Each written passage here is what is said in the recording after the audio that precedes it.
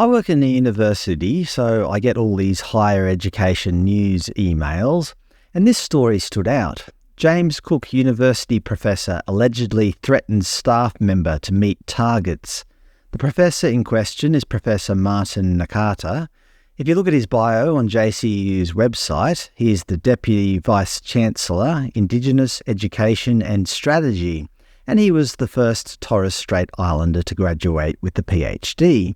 So obviously he's a very smart guy. According to the news story, a senior female worker alleges Professor Nakata would spear her if she failed to dramatically increase Indigenous enrolments, which he later claimed was just a joke.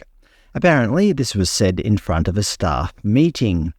Okay, so my first thought before delving deeper was that it probably was a joke. I'm not saying it's a good joke. Some would say it's in poor taste. Due to the recent Indigenous Voice referendum and so on, where everyone is a bit on edge regarding Indigenous relations, you could also argue it was poor timing to make such a joke. A similar joke might be if a German professor jokingly threatened his staff by saying, "If you don't meet the targets, I'll send you to Auschwitz," in reference to something that happened 80 years ago. I think that's kind of along the same lines of dark humour. I can't imagine Professor Nakata literally meaning he was going to grab a spear and spear the staffer if she didn't meet her targets. That would be a rather stupid thing to insinuate in front of other people. But as I said, this is just my first thought. Now, of course, the lady on the receiving end of this joke certainly has a right to say something if she felt that it was said in a harassing sort of way. The Australian newspaper also published a story about this yesterday, indicating that it wasn't exactly the threat in itself that the staffer was upset by, but rather that the university did very little about it. James Cook University accused of doing nothing in response to bully claim.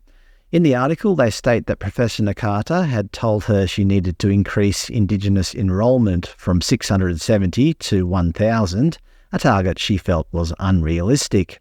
She said, "He's a Torres Strait Islander man, and because of that, and because we're the Indigenous Centre, we have things on our walls, and one of the things is the spear."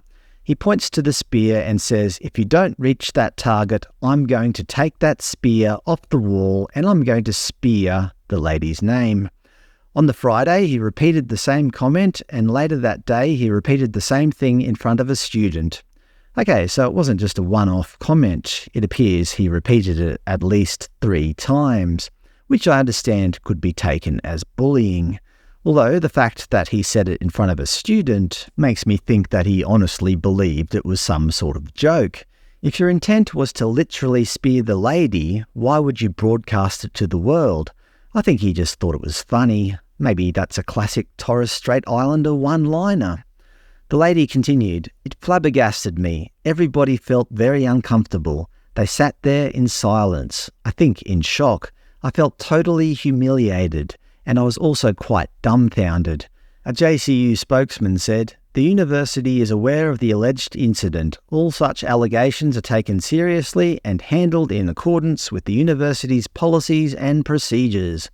The woman said she had worked with Professor Nakata for more than 5 years, and they had previously had a good working relationship.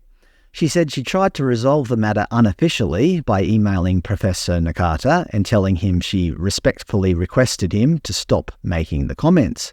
He said he was sorry and it was just a joke. The woman said she had accepted his apology and was keen to work together as normal, but her relationship with him had deteriorated to the point where he did not speak to her.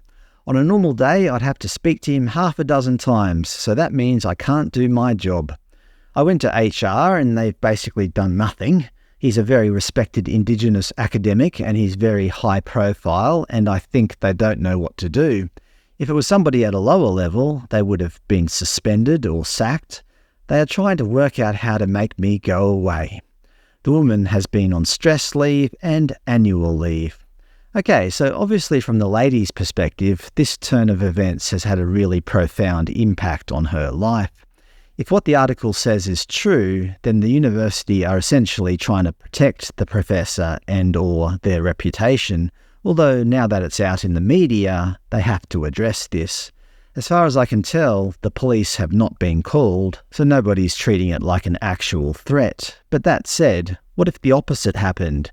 What if it was a staffer or a student who had threatened Professor Nakata with a spear? I somehow suspect things would have played out a little differently.